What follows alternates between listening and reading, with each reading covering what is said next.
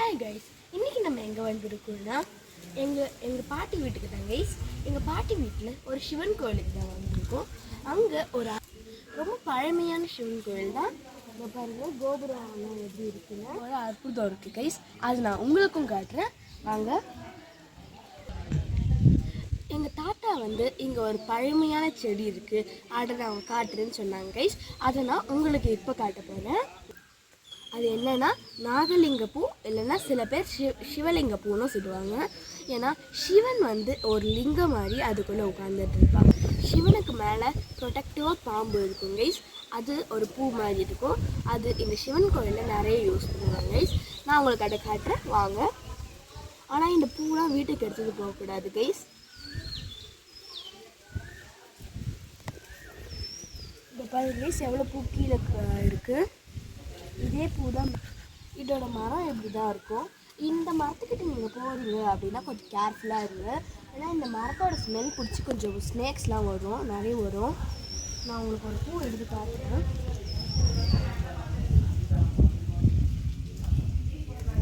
இதான் கைஸ் அந்த நாகலிங்க பூ. ஒரு பூ இருக்குது இங்கே, பார்த்தா ஒரு லோட்டஸ் மாதிரி இருக்கும் ஒரு பூ. இங்கே உள்ள பாருங்க எப்படி லோட்டஸ் மாதிரி பிரைட் கலரில் இருக்குது. பாம்பு படம் எடுத்துகிட்ருக்கு. நீங்கள் கொஞ்சம் இது நகட்டி பார்த்தீங்க அப்படின்னா உங்களுக்கு ஒரு குட்டி சிவலிங்கம் இருக்கும். உங்களுக்கு பார்த்தாலே தெரியும் கைஸ். இதுதான் கைஸ் இந்த மரத்தோட அற்புதம். இதை பாருங்கள், ஒரு பூ இருக்குது, அதுக்குள்ளே ஒரு பாம்பு படம் எடுத்துகிட்ருக்கு. உள்ளே சிவலிங்கம் இருக்குது கைஸ்.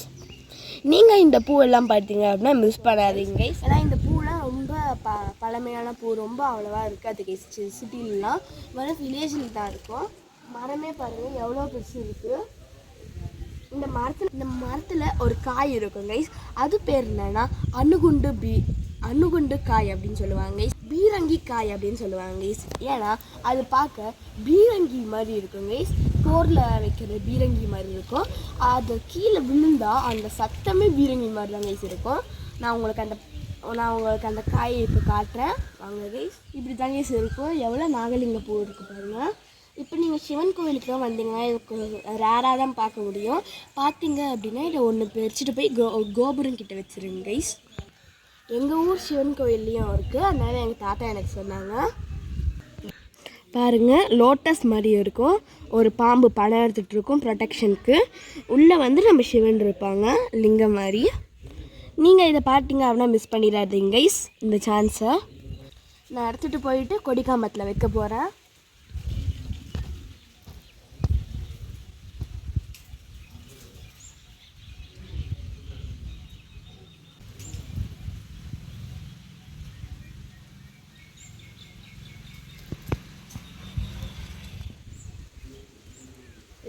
இந்த கோவிலே 2 செடி இருக்குது கைஸ். எங்கள் தாத்தா சொன்னார் இது மேல் செடி, அது ஃபீமேல் செடின்னு. எல்லாம் நம்ப முடியாது கைஸ். அப்புறம் தான் நான் பார்த்தேன் அந்த செடியில் அந்த பீரங்கி குண்டு இல்லை, ஆனால் இங்கே இருக்குது. இது கொஞ்சம் க்ளோஸ்அப் வாங்க கைஸ், காட்டுறேன்.